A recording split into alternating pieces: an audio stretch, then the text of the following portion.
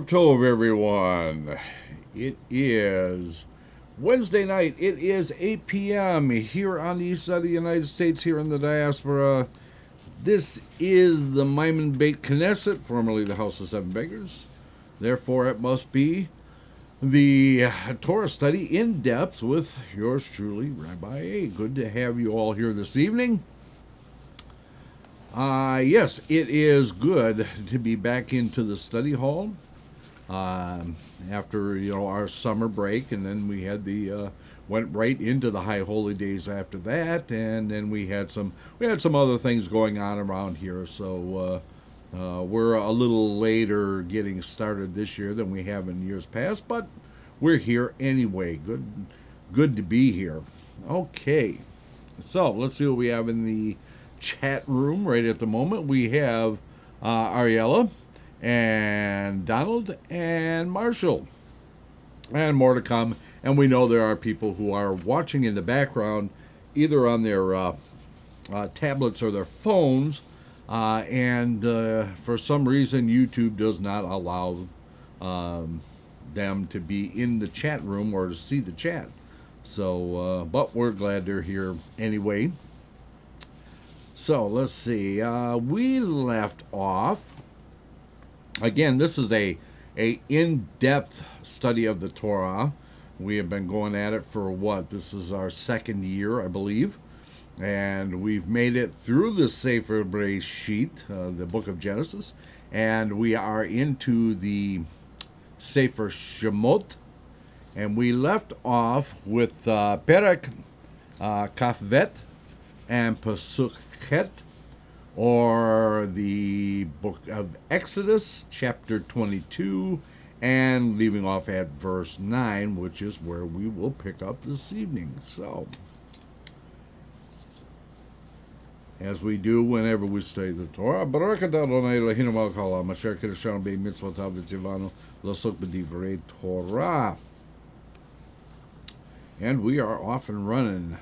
Okay, so this section it actually comes from Parasha Mishpatim. Kat and David have joined us.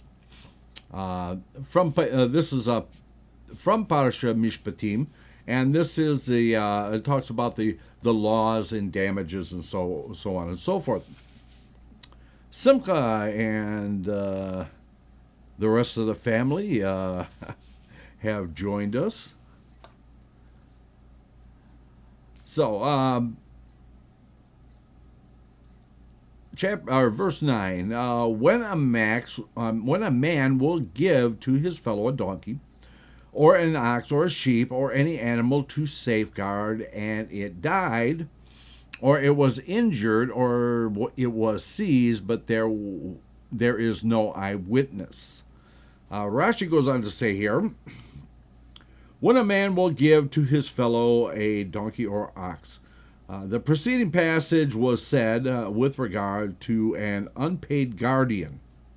This is why the Torah exempts him for theft of the property from him.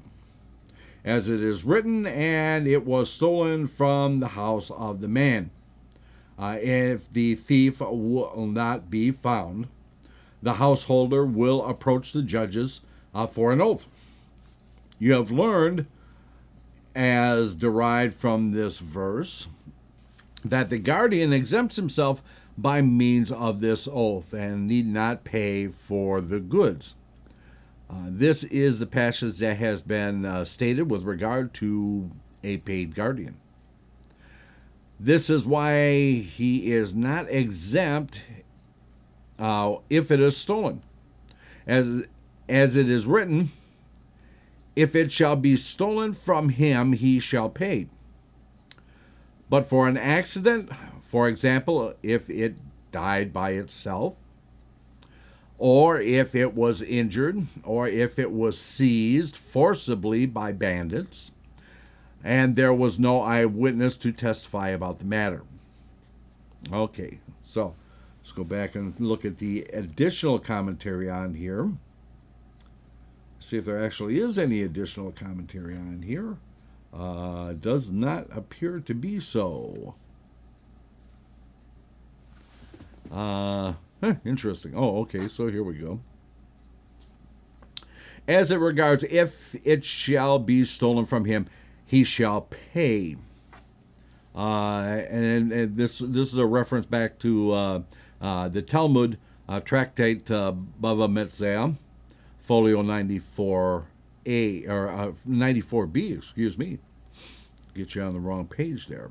But if for an accident, for example, if it died by itself, the additional commentary says, by the hand of heaven.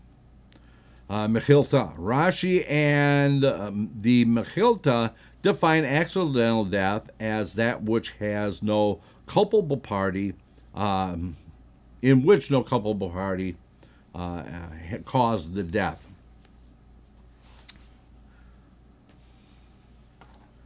So, and this is actually, I have a whole new perception of this since this summer. We have been studying the rabbinic case law with Rabbi Ansel, and we've been studying, 2, 3, 4 times every week. And we've been specifically case law where it's actually referring the case law, which is it's modern case law, but it's referring, the rabbis are referring back to Talmud and so on and so forth to draw conclusions about, what is proper, what is halakhically allowed in the case of damages, who has to damage or who has to pay, and so on and so forth, based on what we are basically reading here, which Rashi is actually coming back and going back to Mishnah to determine what these things are. All right, so verse 10. There shall be an oath of Hashem between the two of them, and he did not lay hand upon the property of his fellow, and the owner shall accept it, and he shall not pay. Rashi goes on to say here that there shall be an oath of Hashem. He shall swear that it is as he says, and that he did not lay a hand on it to use it for himself. For if he laid a hand on it, and subsequently an accident occurred to it, he is responsible for damages resulting from the accident, because he didn't really have permission to do that, and he hadn't rented the animal. Now, if he had leased the animal or rented the animal, then the whole situation becomes different. Okay. And the owner shall accept. What is he going to accept? He's going to accept the oath of Hashem. And he shall not pay. And the guardian shall not pay him anything. Okay. Further commentary on this with regards to the oath. The further commentary says from Baba Kama, folio 106A. Okay, now we got to go back up here and get the Lakach. Lakach is a transitive verb and requires a direct object. Rashi supplies the implicit object. Okay, again, for those of you who are,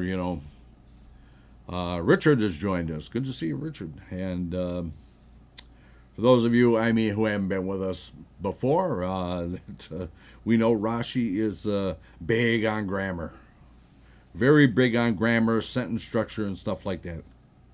Thank goodness I never had him as a teacher, because I think I would have drove the man crazy. Okay, so as it regards, going on here, the additional commentary, as it regards, and the guardian, okay, although the additional commentary says, although and he shall not pay, follows immediately after, and the owner shall take.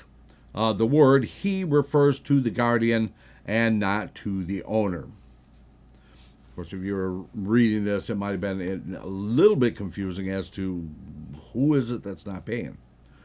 Okay.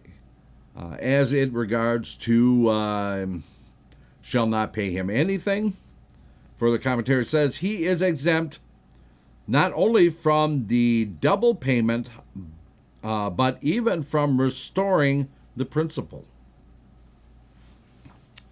Okay. There's no commentary, Rashi's commentary on verse 11. So we'll go from 11 to 12. If it will be stolen from him, he shall pay to its owners. Verse 12.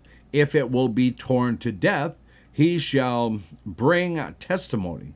He shall not pay for the torn animal. Rashi goes on to say here that if it will be torn to death by a malign beast, wild beast, he shall bring testimony. This means he shall bring witnesses that it was torn to pieces through circumstances beyond his control, and he is exempt. Anybody who has lived on a farm has probably seen this actually happen, particularly chickens. I don't know what it is about chickens. I mean, they're just that, well, never mind. See a fox get into into a pen with chickens and just have a field day and rip them all apart. So I'm sure anybody who's had a farm or who has raised chickens or small animals or stuff like that has actually seen the middle of the night, have no idea what happened. Animal was torn to pieces. He shall not pay for the torn animal. It does not say he shall not pay for a torn animal, but rather for the torn animal. This implies that there is a type of torn animal for which he does pay, and there is a type of torn animal for which he does not pay. And again, if we go into these Bava Kama, Bava Metzia, and stuff like that, you'll see that there's a lot of discussion about who is, when do they pay, when do they not pay, and so on and so forth. No additional commentary on that. Verse 13. Oh, wait a minute. We're still on the verse 12. Rashi's got more to say on verse 12. Okay. He pays for an animal torn by a cat, a fox, or a marten. He does not pay for an animal torn by a wolf, a lion, bear, or snake. Who intimidated you to rule this way? Is the question. We do so, for it is written, if it died, or was injured, or was captured. Just as death is that from which the guardian is unable to save the animal, so too the injury and capture mentioned in the verse are those from which the guardian is unable to save the animal. In other words, if he had taken proper care and he had done his due diligence, then the animal would have been kept safe because, a cat or a fox or a marten are not that, they're not aggressive animals. A slight sound will chase them away. But a wolf, a lion, a bear, or a snake, that's a completely different story. Okay. Verse 13. When a man will borrow from his fellow, and it will become injured or will die, but its owner is not with him, he shall surely pay. Rashi goes on to say, when a man will borrow. This verse comes to teach you that the borrower, that he is liable for damages that occur to the borrowed article through accidents. Okay. The additional commentary on this, because he derives benefit by use of the article, the borrower is liable even for accidental damage. This is unlike the paid and unpaid guardians mentioned in the preceding passage, both of whom are not responsible for such damages. Okay, so I want to go back here because I missed some of the additional commentary on here. So where it regards, the fox, the marten, and the wolf, and the bear, and the lion, oh my,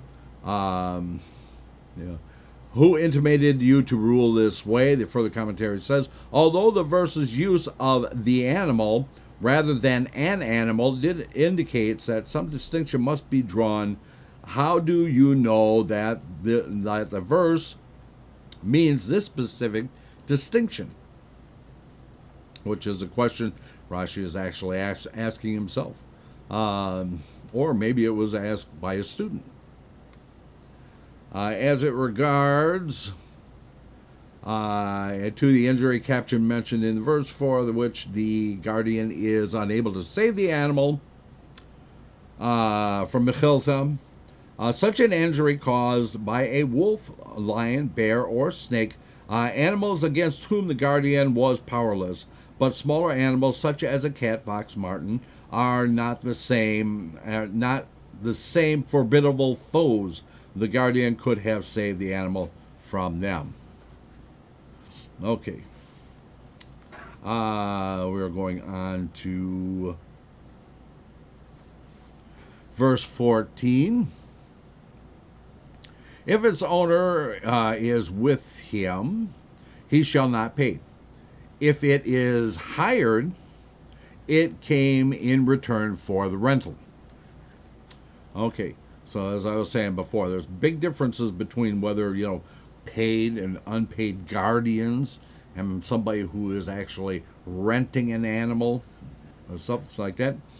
So Rashi goes on to say, if its owner is with him, whether the animal's owner is involved in the same task as the animal or whether he is involved in another task, if the owner was with the borrower at the time of the borrowing, he does not have to be with him at the time of injury or death to exempt him from payment. If it is hired, if the ox is not borrowed but is rather leased, it came into possession of the lessee through its fee rather than through borrowing. And he, unlike a borrower, does not get all the benefit from the transaction because it is used by the lessee through its fee, which goes to the owner. And therefore, he does not fall under the law of the borrower to be liable for damages that occur through accidents. The Torah did not state explicitly what the law of the lease is, whether it is like that of an unpaid guardian or whether it is like that of a paid guardian. Therefore, the sages of Israel disputed regarding how a lessee pays. The Tanya, Rabbi Meir, says, like an unpaid guardian.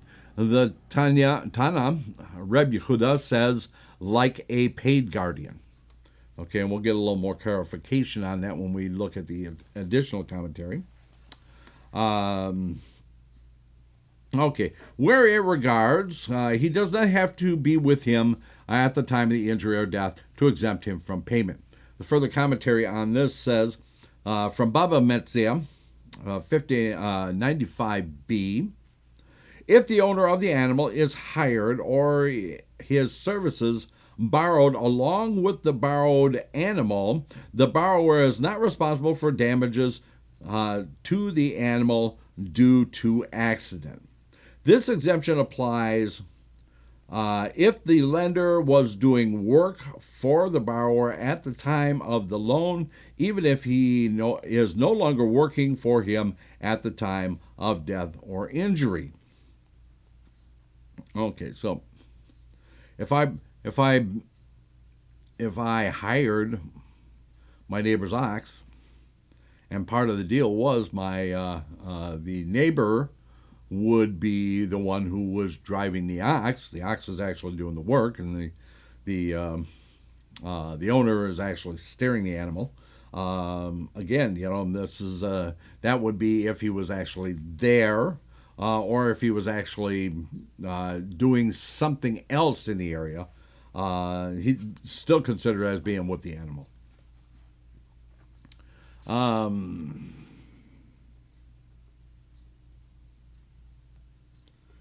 Who refers to the ox, not the owner, who is the subject of the preceding verse. Okay.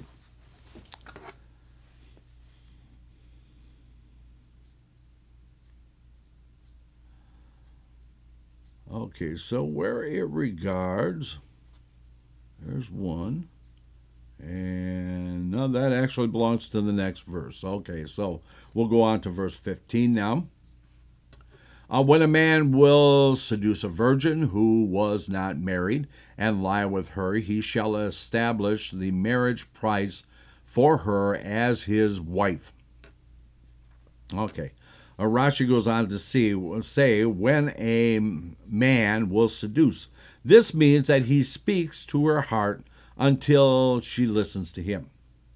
And so it is rendered by Targum Onkelos, if he shall persuade. The word shidul in Aramaic has the same meaning as pitu.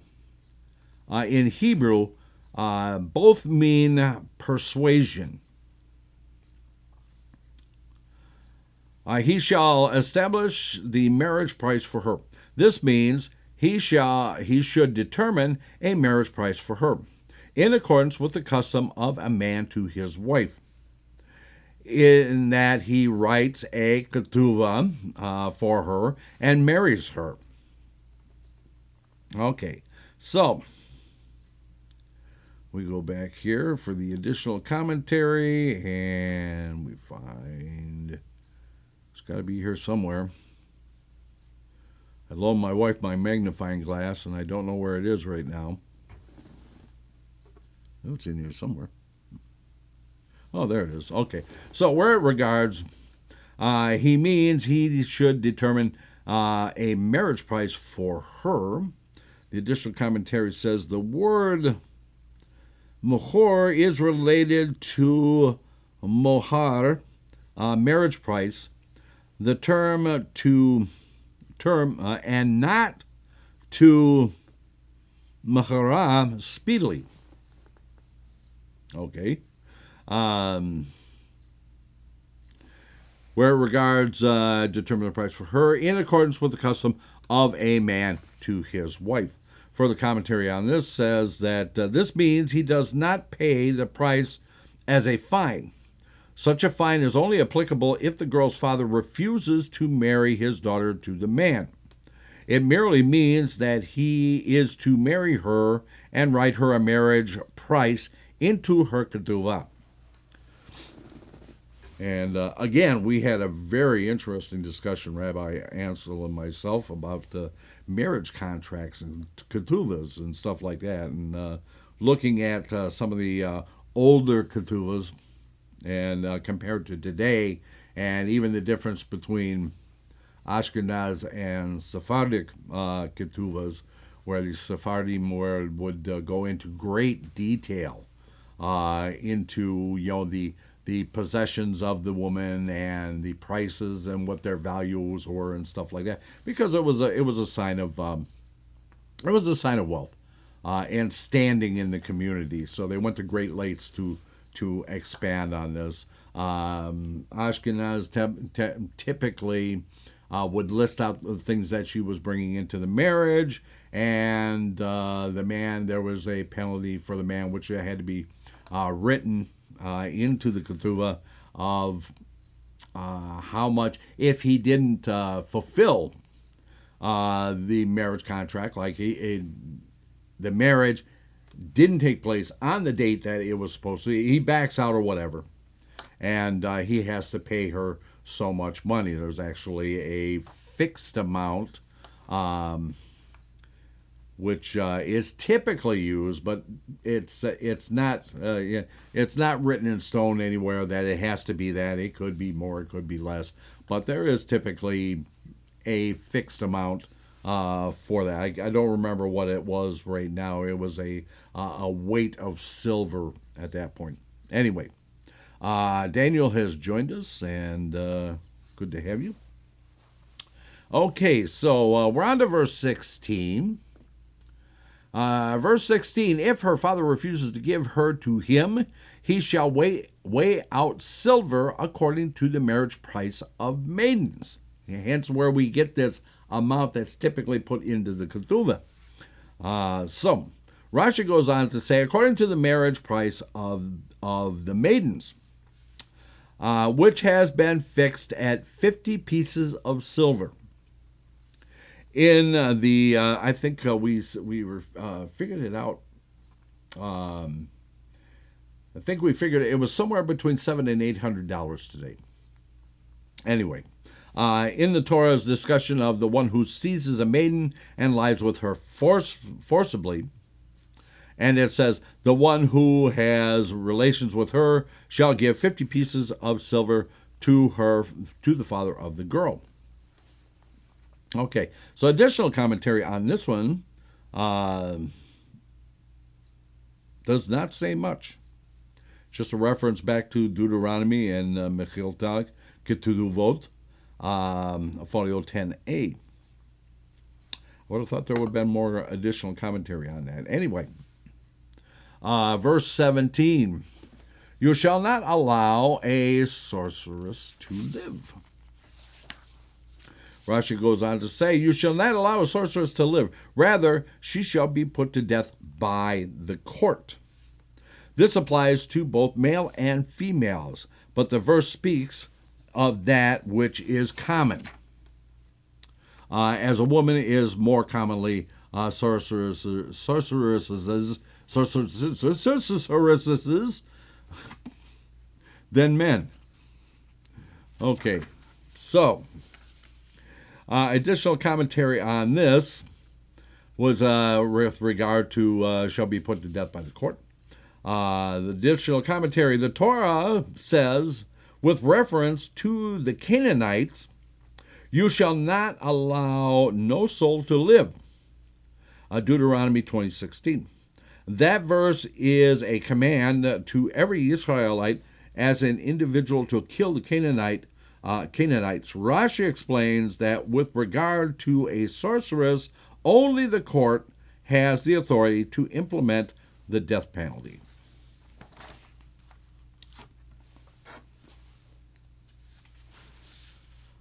Verse 18.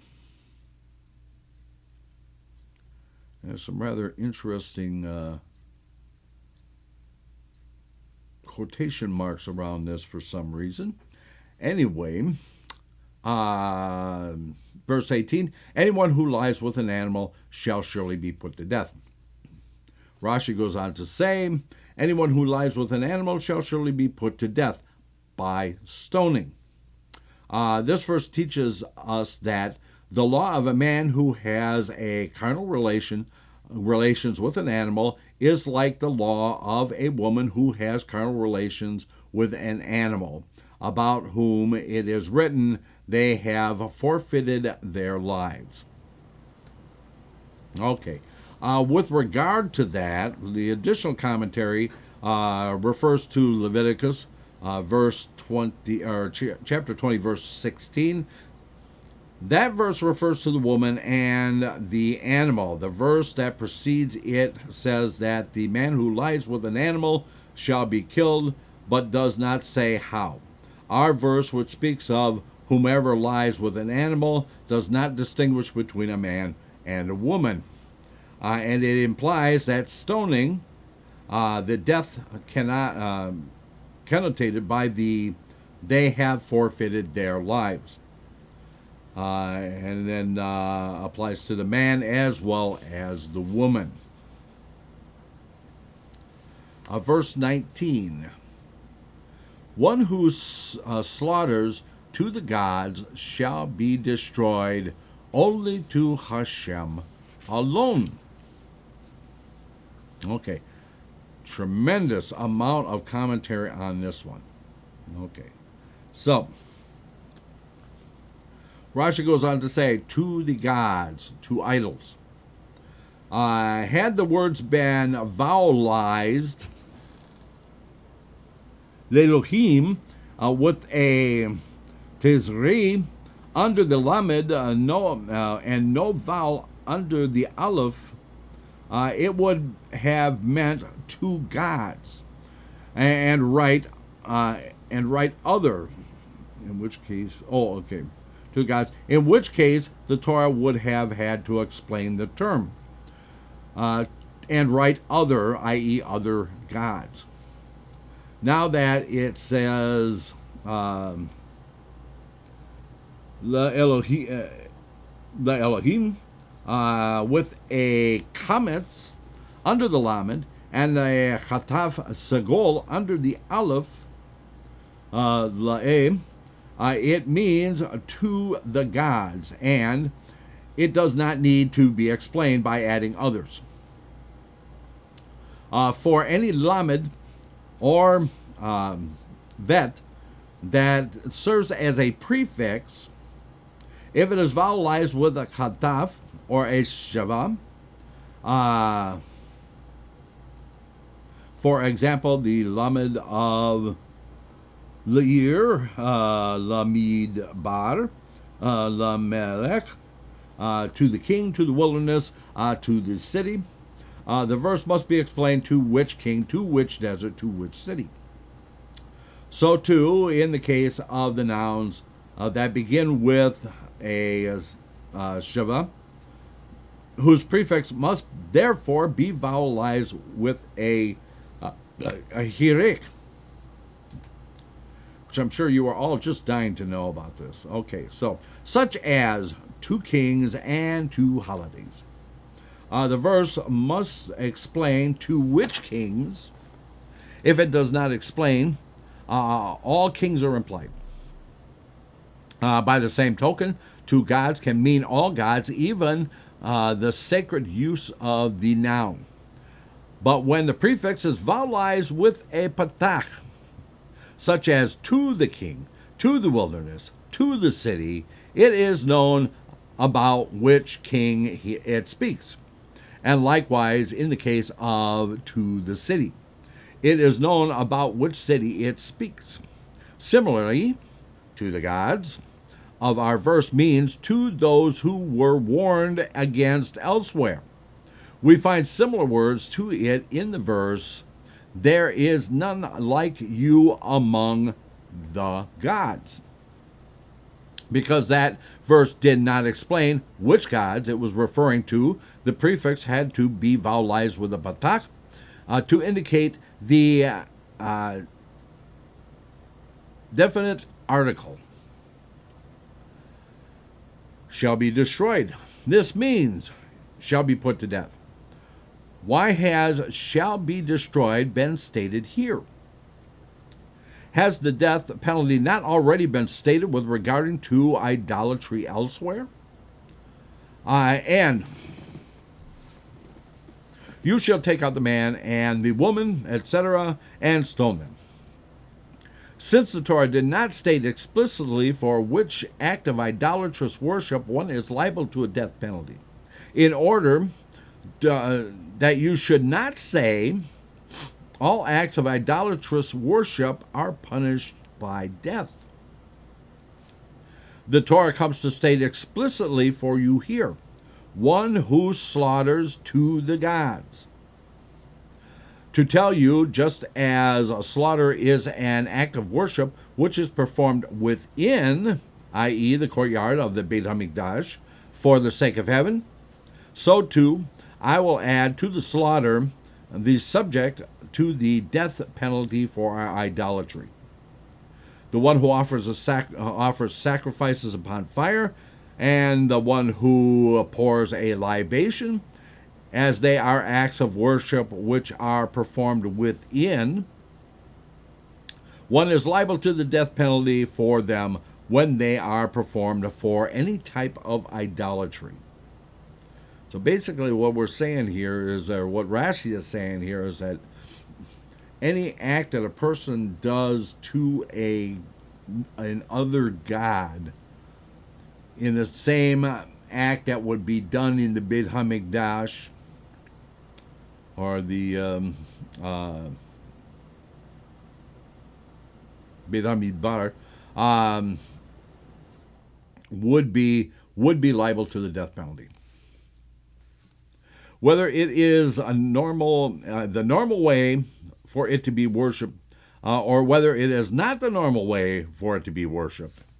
But other acts of worship, i.e., those not performed within, such as the acts of one who sweeps the floor in front of an idol, one who sprinkles water on the floor in front of an idol to keep dust from rising, one who embraces an idol, one who kisses it, are not subject to the death penalty unless that is the normal fashion in which the idol is worshipped.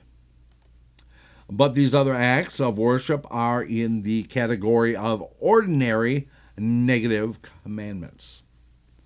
Okay, does anybody remember how many negative commandments and how many positive commandments? Just wondering, because we talked about that the last time before we broke for the summer.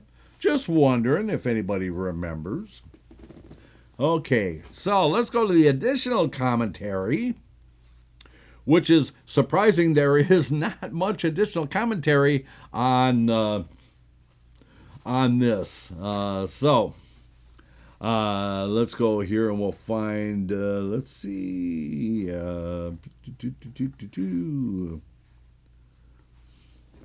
should be right here. Oh, okay. To the gods of others, to idols. To understand the rest of Rashi's comment, it is necessary to know the following rules regarding vowelization. The prefixes bet in chaf, as, and lamed, two are usually vowelized with a shava. Be'ir, in the city. Sheva, just in case you're wondering, what's the Sheva? And it's the two dots, one over top of the other. Okay, just so you know. Okay. In the city, like the king, Lemidbar, in the wilderness. To the wilderness, excuse me. In the city, like a king, Kamelech, like the king, and Lemidbar, to the wilderness. Before the divine name, the beginning that begins with an Aleph, the prefix takes on Zerei. Okay, so the Zerei is the two dots next to each other like this, as opposed to the Sheva, which is the two dots like this. Okay, and the Chatav Sagol, which is the little T-looking one, is dropped.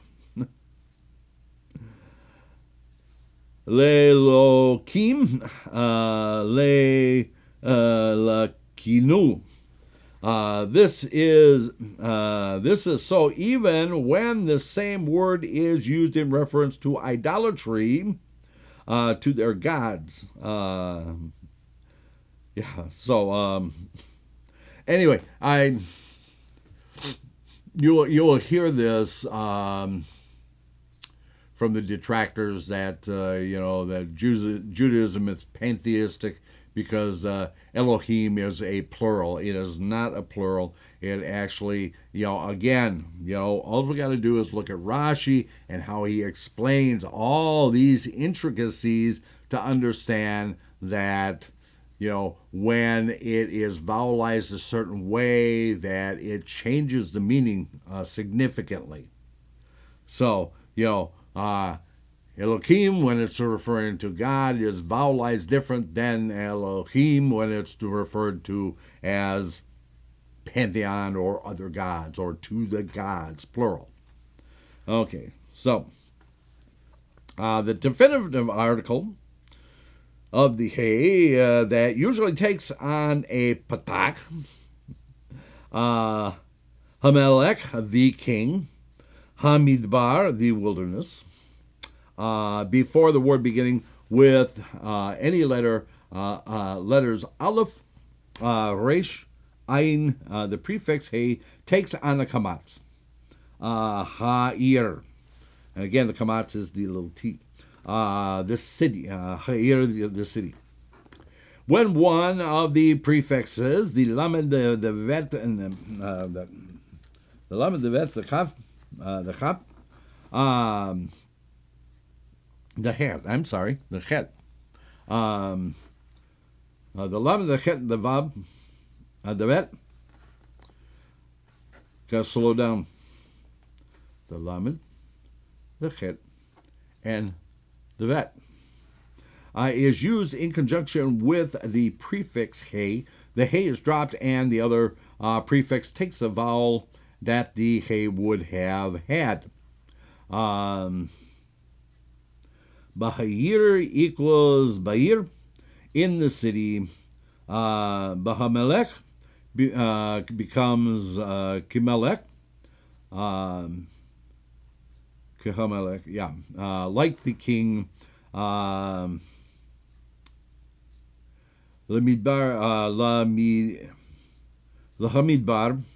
and Lamidbar, to the wilderness. And again, I'm sure you were really wondering about that. It's probably been bothering you for, Olga has joined us, probably been bothering you for a long time. Now you know. Okay, so. And again, this whole thing, at least one, that, if least, lest one think the verse refers to God, see the previous rule, and we just went through that whole rule. Okay. Let's see. Okay, so where it regards, begins with the Sheva, whose prefix there must therefore be vowelized with the Chirek, which is the single dot. The further commentary on this says that the Hebrew words cannot begin with two Sheva vowels for the following reason. A Sheva at the beginning of a word is always a Sheva na, emphasized Sheva. However, whenever a Sheva follows another Sheva, the first must be a Sheva nach, unemphasized Sheva. And the second one must be a Sheva na. So now you know. Thus, if the word were to begin with two Shevas, Sheva vowels, one of these rules would be compromised. To avoid this problem, if a word begins with a Sheva requires a prefix that takes a Sheva, the vowel of the prefix is changed to the Chirek. Good to know. Rashi cites this phrase from the first Mishnah in Tractate Rosh Hashanah. Okay. Good to know, good to know. Okay.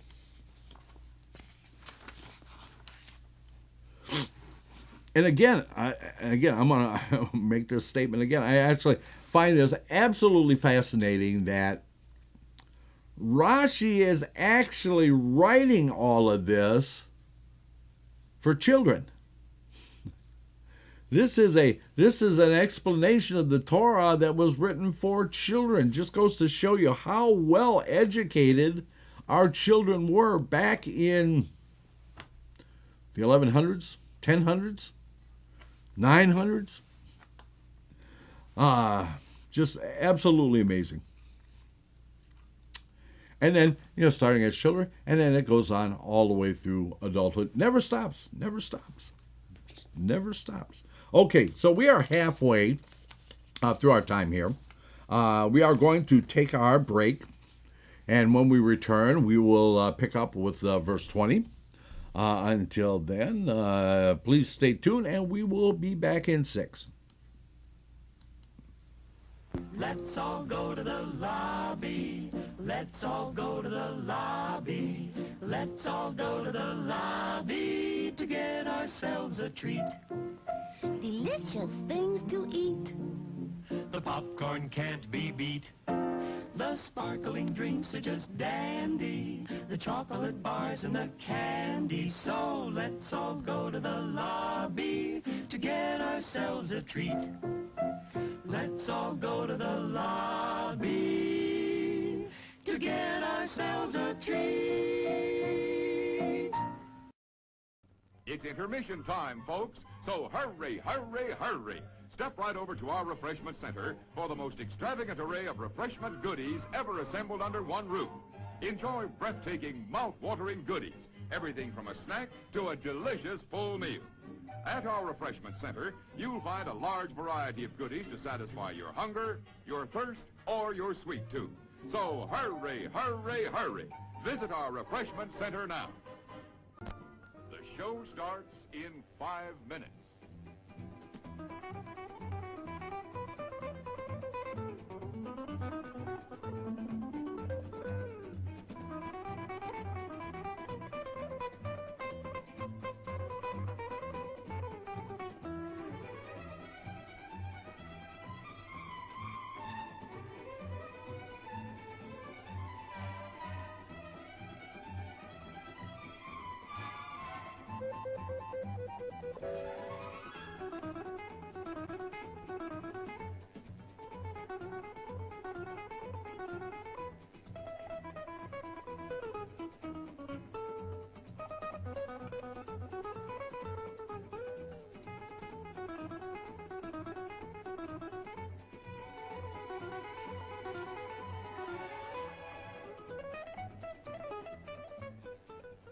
The show starts in 4 minutes.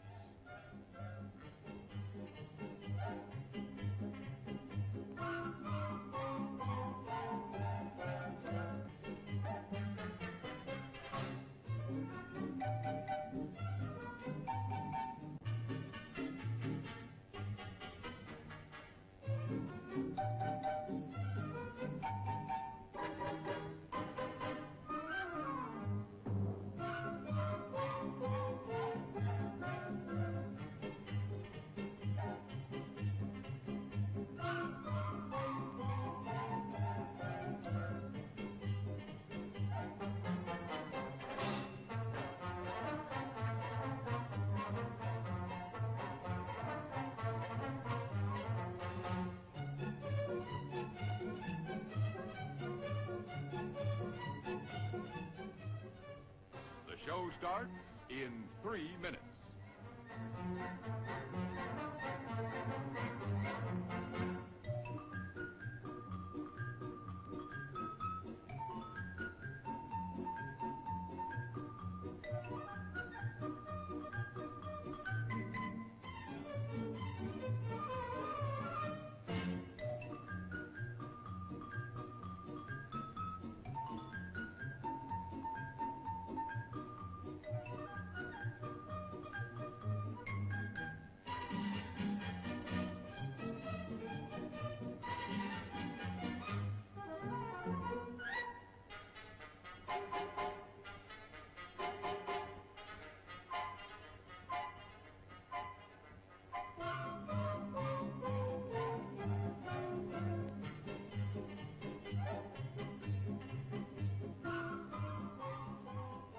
The show starts in 2 minutes.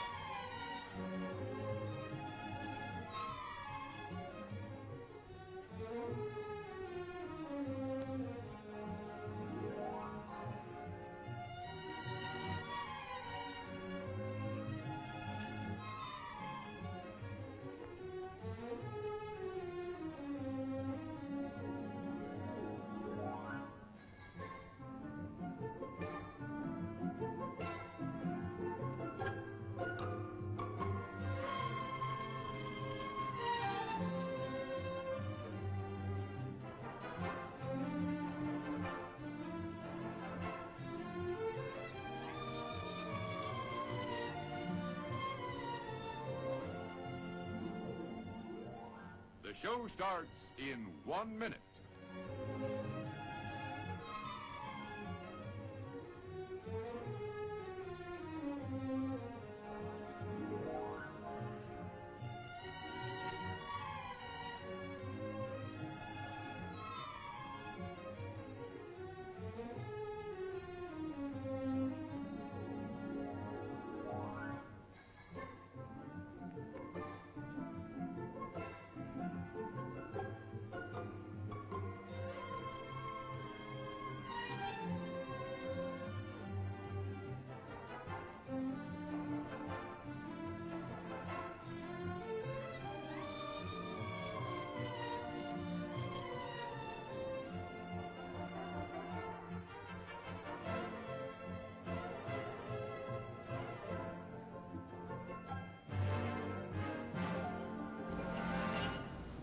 And now, on with the show. And we are back, just as promised. Okay, so let's catch up in the chat room and get a roll call going here. So we have Ariella, Donald, Marshall, Cat and David, Simcha, Richard, Daniel. We said David. We said Donald, Richard, and Olga.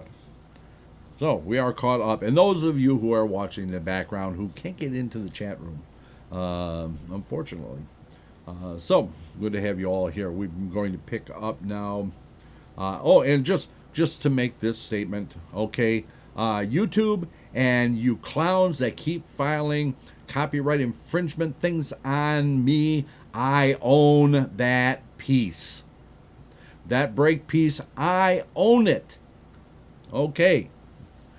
Let's just clear it. You know, that you can't take pieces of it and just say, well, you own it now because you did something with it. No, I'm sorry. That's not the way copyright law works.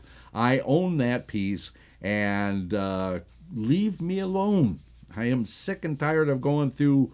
I have literally hundreds of statements of copyright infringements from these clowns that basically that's all they do. They just go in and they file these copyright infringement things, and they basically use it to steal income from people who are actually making money on their broadcasts. Now, we don't make any money on our broadcast. We don't monetize our channel. So, you know, I mean, I don't know why they keep doing it, but they keep doing it. I think they have an algorithm that actually does it for them, but it's getting really annoying. So, anyway, now that I got that off my chest, we're going to pick up at verse 20. You shall not abuse a stranger, and you shall not oppress him, for you were strangers in the land of Mitzrayim. Rashi goes on to say here that you shall not abuse a stranger. This refers to verbal harassment. And in Old French, I am not even going to attempt the Old French. I have massacred French enough over the last couple of years. I am not going to do it anymore, just for the sake of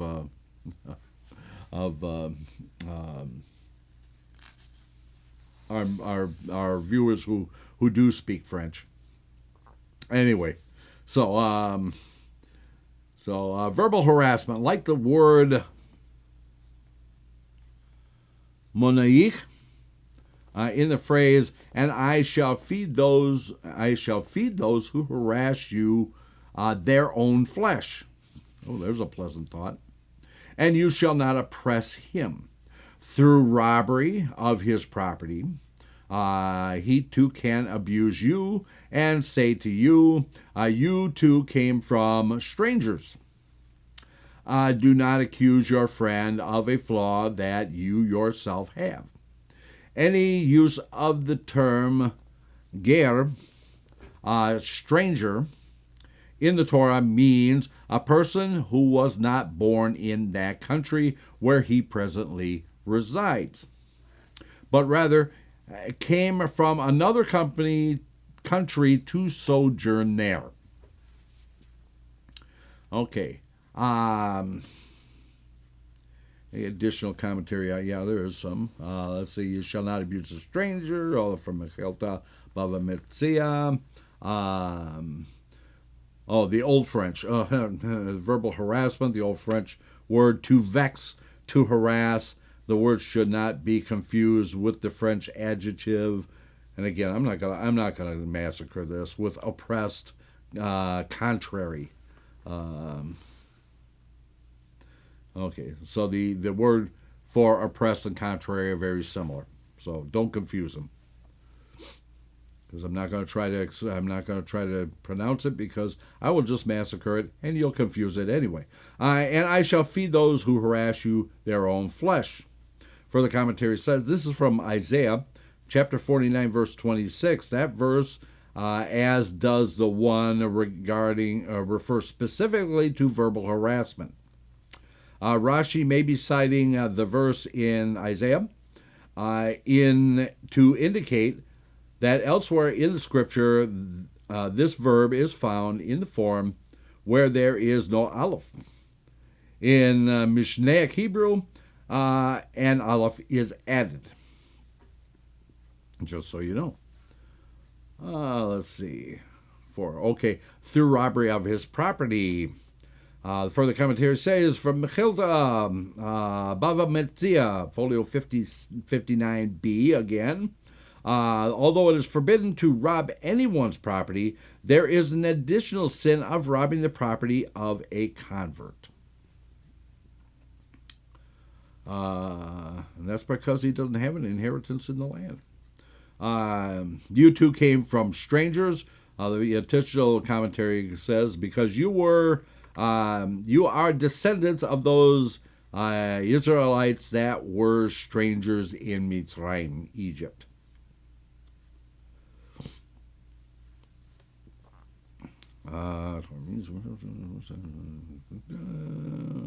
Okay, so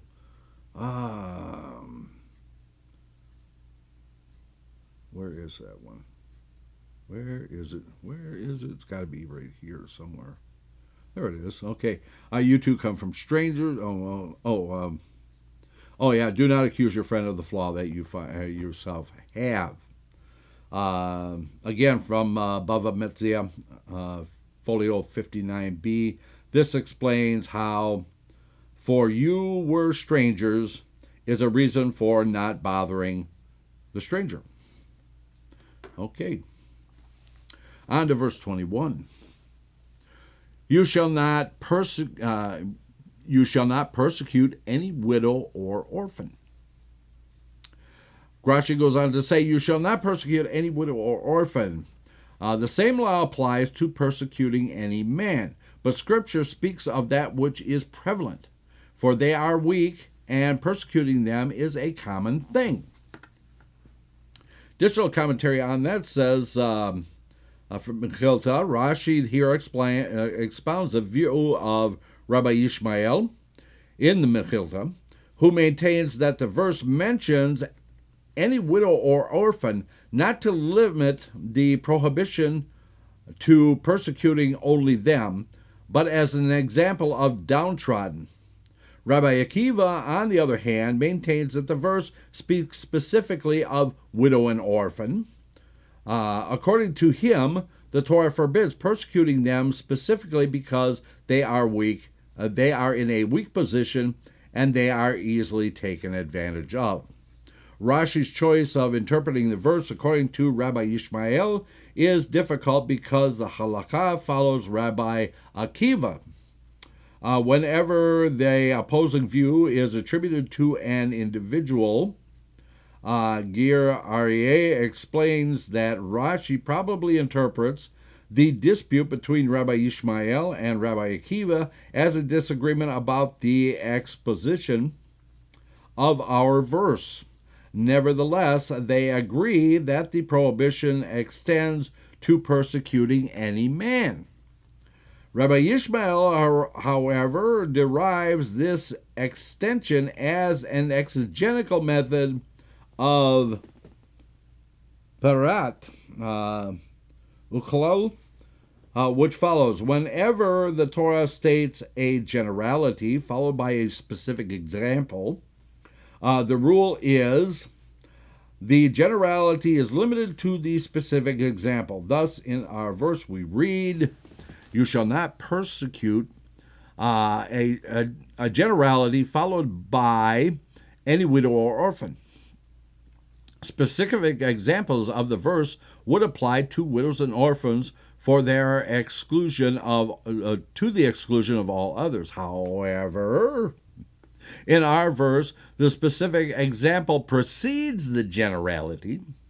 First it states, "Any widow or orphan, then you shall not persecute." In such instances, the rule is that the generality extends the verse to everything. In our case, the generality, "you shall not persecute," extends to prohibition to all people, and the word "any widow or orphan" are merely examples. Rabbi Akiva, on the other hand, feels such a derivation is not needed, for the verse includes everybody. According to him, the verse mentions a widow and orphan only because they are more commonly persecuted. Thus, Rashi views the dispute as merely a disagreement regarding the interpretation of the verse, but with no halachic implications. Although Aryeh presents the defense of Rashi's position, he nevertheless disagrees with it and maintains that Rabbi Yishmael and Rabbi Akiva do indeed dispute whether the prohibition extends to all people. Moreover, the halakha follows Rabbi Akiva's view that the prohibition applies only to widows and orphans. Well, we got that figured out. Okay. Verse 22. "If you will persecute him, ... exclamation point. For if he will cry out to me, I shall surely hear his cry." Rashi goes on to say here, "if you will persecute him." Now then, this is an abbreviated verse. It threatens but does not explicitly state the punishment of the one who persecutes. It would be like whoever kills Cain. In that verse, the Torah threatens but did not state his punishment explicitly. Here too, "if you will persecute him" is a threatening expression, that is to say, your end will be that you will get what is your due. Why? "For he will cry out to me," etc. Okay.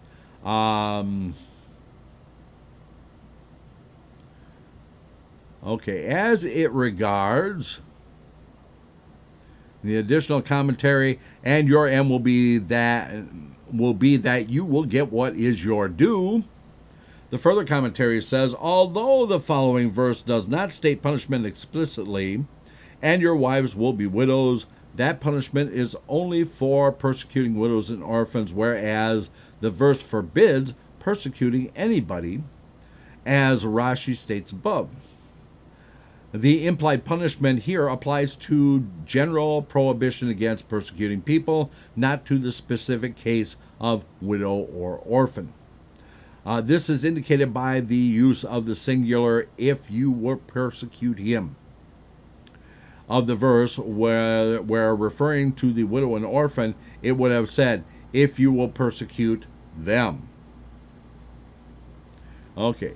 As it regards, let's see.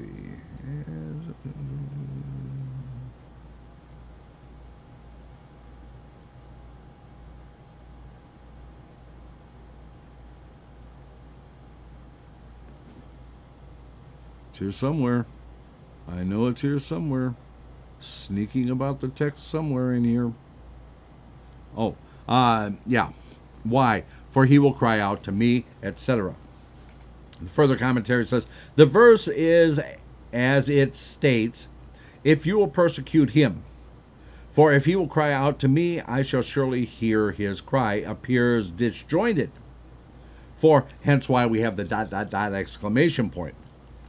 For if sounds like the introduction to a reason for the clause that precedes it, but it does not explain. If you will persecute him. Rashi explains that there is an implied punishment after if you will persecute him.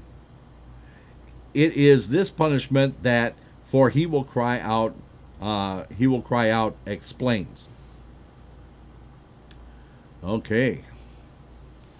Moving on to verse 23. My anger will burn, and I shall kill you by the sword, and your wives will be widows, and your children orphans. Yikes. Okay. El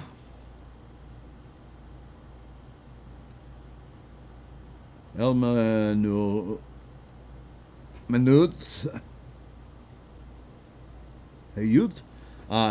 is the phrase found in 2 Samuel chapter 20, verse 3. It refers to the state in which a woman is not divorced yet does not live with her husband as a man and wife. Our verse speaks of a situation which is like widowhood from the living. It is not actually widowhood for the living because it is not known whether the husband is alive or dead. But it is like widowhood from the living because the woman is not experiencing a normal marital relation with her husband, yet is constrained from marrying another. Okay, let's see if this goes on.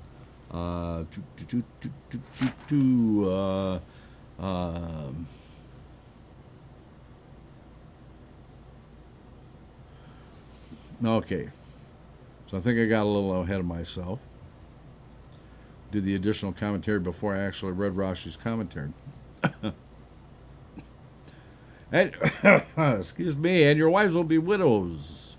Do I not know that your wives will be widows and your children orphans from the implication of that which has been stated, and I shall kill you?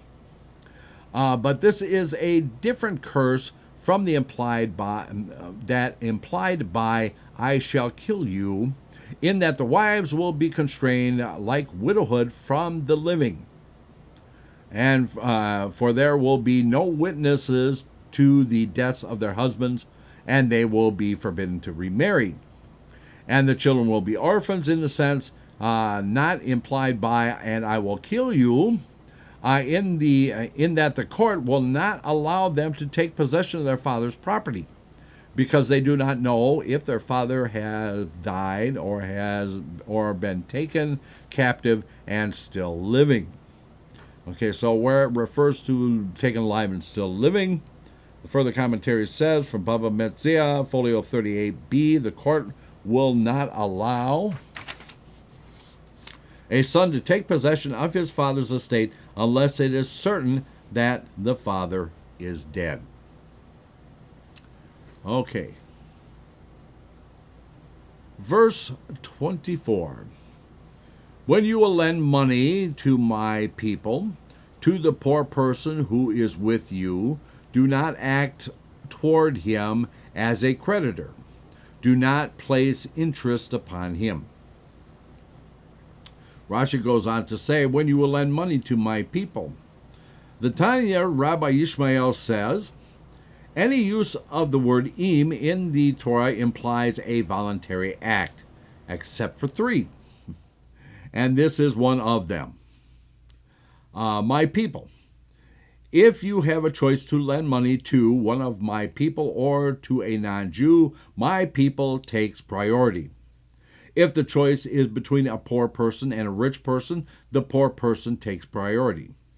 If the choice is between your poor and the poor of your city, your poor takes priority.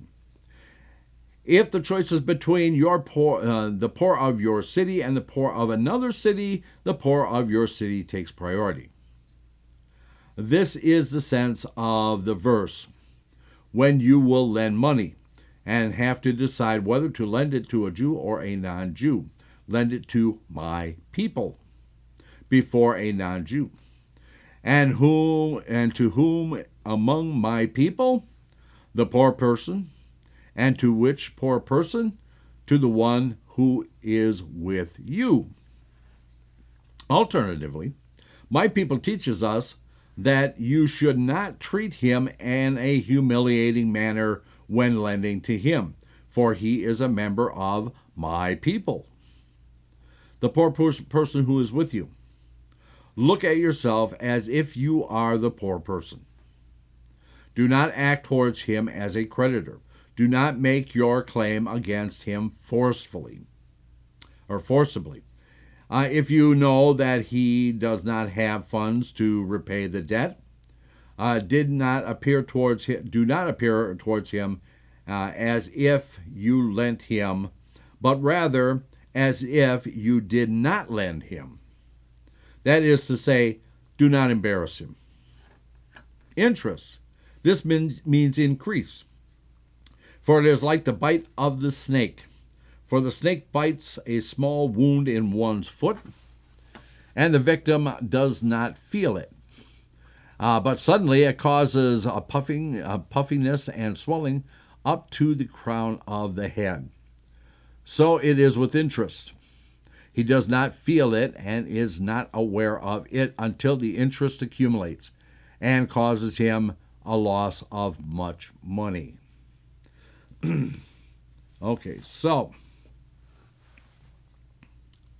the further commentary on this one, my people take priority. This does not mean that one may not lend money to a non-Jew. It means that when one has limited amount of money to lend out and is approached by a Jew and a non-Jew for a loan, he should give the Jew preference.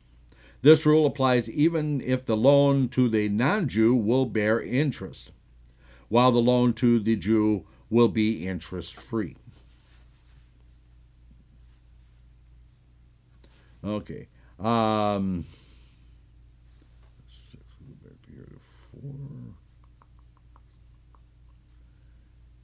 Okay. And to which poor person? To the one who is with you. The further commentary says, from Baba Metzia, Folio 71a, this implies both the poor person who is your relative and the one who lives in your city, both of whom have a special relationship with you. Okay. As it regards the snake bite, so it is with interest. He does not feel it and is not aware of it. Further commentary on this one says, most editions read, Ve'no Nikar. It is not noticeable. This reading is difficult because the antecedent of the pronominal vav suffix in the word eno is the borrower, but for the word eno, the antecedent is the interest. Thus, the subject suddenly switches in mid-clause. Many early editions of Rashi read ve'eno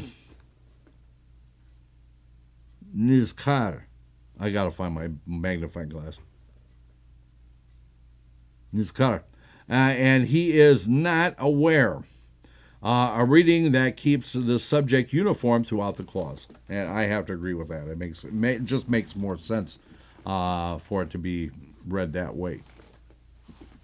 Okay, moving on. So we are at verse 25. Gotta keep an eye on the time here. For it alone is his covering. Oh, wait a minute. Back up here. 25. Okay. No commentary on 25, so we'll go from 25 to 26. 25. If you will take your fellow's garment in security until the sun sets, you shall have returned it to him. 26. For it alone is his covering, it is his garment for his skin. In what will he lie down? So it will be that if he cries out to me, I shall listen, for I am compassionate.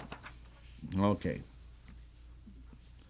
So again, 20, oh yeah, okay, so 25, I'm sorry, I missed that. Okay, 25, Rashi's commentary on 25. If you'll take your fellow's garment as security. Any scriptural use of the term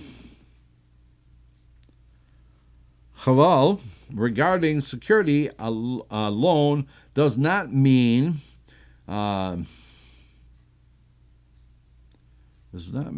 any scriptural use of, does not mean that they take collateral at the time of the loan, but rather that they take collateral from the borrower when the time that the debt is due arrives and he does not pay.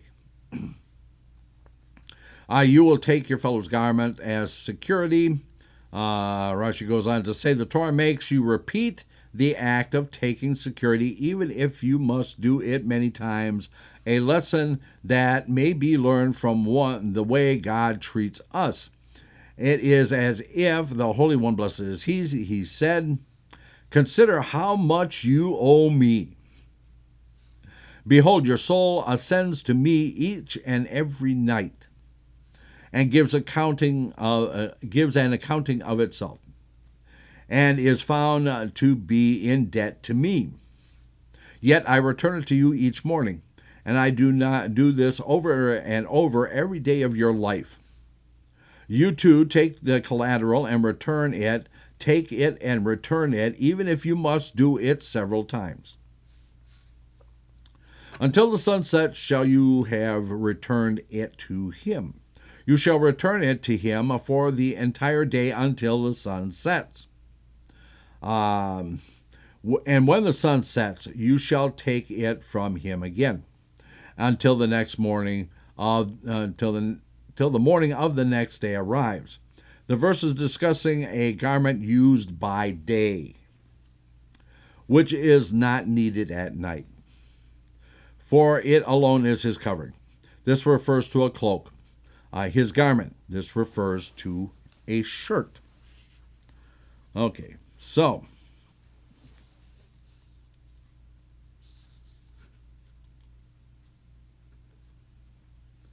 the Torah uses the double verb to imply that you must be satisfied with taking collateral, even if it means doing so many times.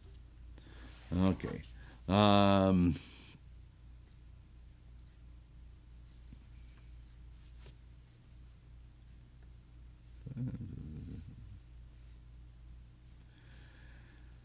There's another one here. There it is. Until the morning of the next day arrives. The further commentary on this says the verse could have been understood before the sun sets, you shall return it to him, which would have implied that you should keep it during the day and return it to him for the night. Okay, which is something that many people actually read it that way. And thank you, Donald. Yes, it was Marilyn. Marilyn, who speaks French, as the one who always cringes when I try to speak the old French. Even though I took years of French, I do not remember hardly any of it, and I tend to massacre the language, which I will not do any further. Okay, so we are on to verse... No, we did verse 26. Okay, so... verse 26. Okay, so... for it alone is his covering. This refers to his cloak and to his garment. We already talked about that. Okay, so... the further commentary on that one says, his garment, the garment for his skin refers to a garment that touches the skin, namely a shirt. His covering refers to a garment that does not touch the skin, namely a cloak worn over the shirt. What will he lie down? This comes to include the bed linen. Okay, so the further commentary on that one says the previous phrase dealt with the garment used by day. As Rashi pointed out, this phrase alludes to that which is used at night. Okay, verse 27. You shall not curse a judge, and you shall not curse a leader among your people. Rashi goes on to say, you shall not curse a judge. Behold, this is a prohibition against cursing the name of God, and a prohibition against cursing a judge. The further commentary on that one says, from Mechilta Sanhedrin, folio 66a, Elohim means both God, above, and judges. Rashi understands our verse as implying both meanings. Sanhedrin 66b, the translation of Elohim as judges in the text of the Chumash follows the rendering of Targum Onkelos. Verse 28. You shall not delay your fullness offering or your terumah, the firstborn of your sons you shall present to me. Rashi goes on to say here that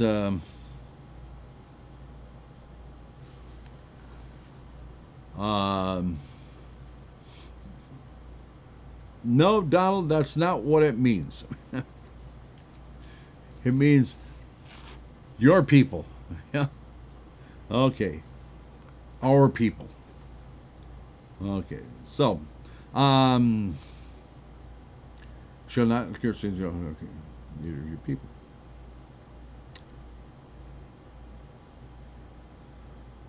You shall not okay, your teruma. Okay. So Rashi goes on to say your fullness offering, the obligation imposed upon you when your produce becomes full by ripening, and those are the bikurim,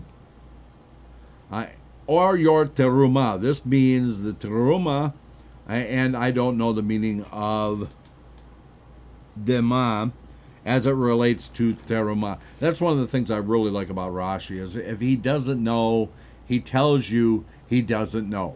You know, this kind of brings Rashi down to earth to say, I use this word in here and I just don't know, or I'm not sure what the meaning is or what the connection to the verse is. Which leaves it open for further commentary, further study. Okay. You shall not delay.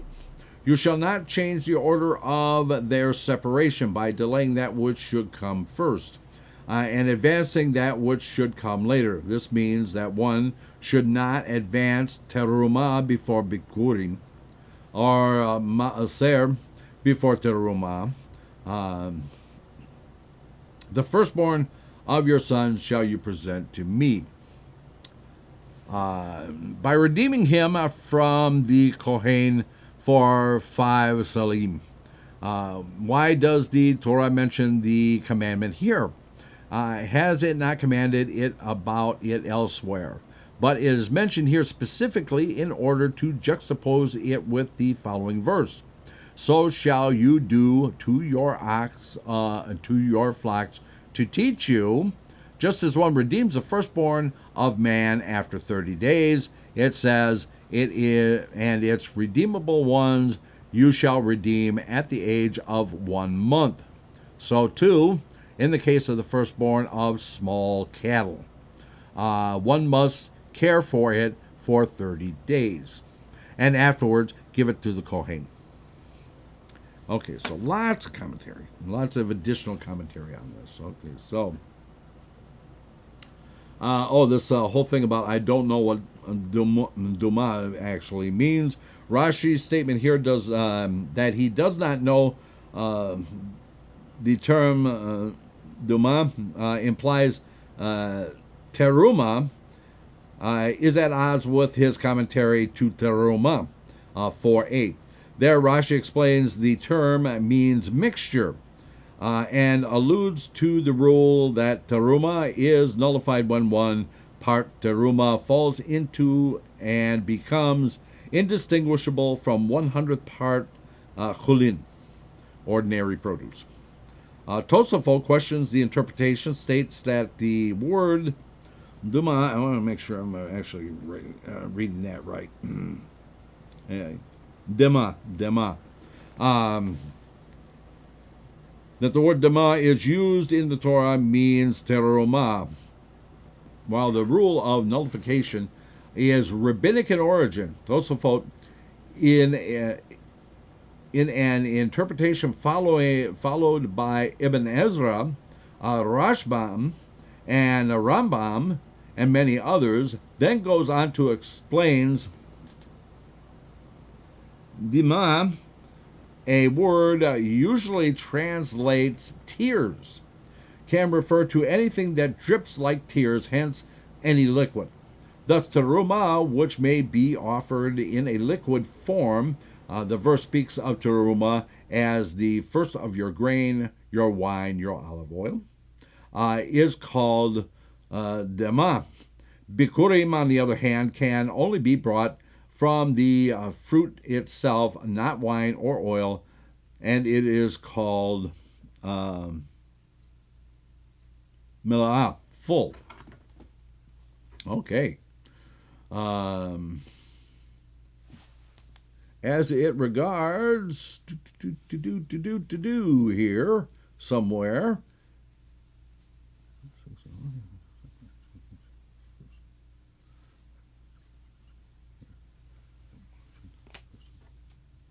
Oh, or the ma'asar,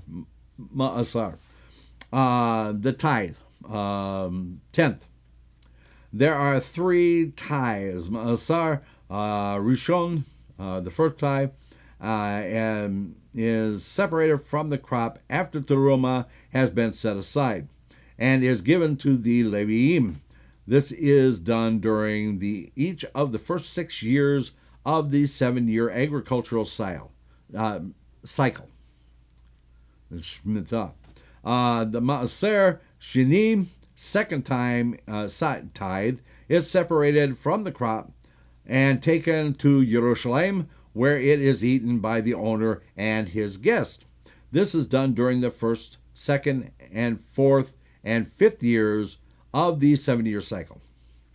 Maaser Ani, the tithe of the poor, is separated on the third and the 6th year and given to the poor. During the 7th year, the Shemitah, no tithes are separated. The proper order of separation is Bikurim, Teruma, Maaser Rishon, and Maaser Sheni, or Ani. So there you got it. Now you know. Okay. That is where we are going to stop for this evening. And when we come together again next week, we will pick up with verse 29. Baruch atah Adonai Eloheinu melech haolam asher natan lanu Torah hamet v'chayei olam natan b'tzedakenu. Baruch atah Adonai noten haTorah. Don't forget that Friday night at 8 p.m. Eastern is Kabbalat and Ma'ariv Shabbat service, and then Shabbat morning at 10 a.m. is the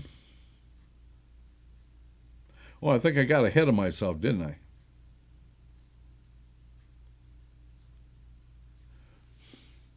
Yeah, we still got a half an hour to go. What am I thinking? Okay, let's open the book back up and pick up where we left off. Well, I must have started the break. Must have started the break really early tonight. Okay, so I don't know. Yeah, first week back.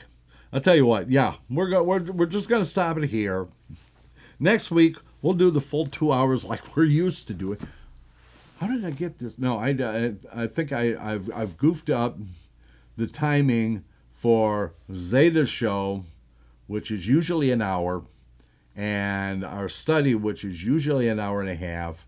And I gave Zeta an hour and a half last night, and I'm thinking 2 hours for tonight, but no, it's an hour and a half for tonight. I have no idea. I have no idea what I'm doing, folks, which should not be a surprise to anybody. Okay, so an hour and a half. Next week, and again, Zeta Story Corner on Monday nights for 1 hour, 8 to 9. And then right back here next Wednesday for an hour and a half, 8 to 9:30, for our Torah study. So now that we got that straight, and especially me, I have it straight.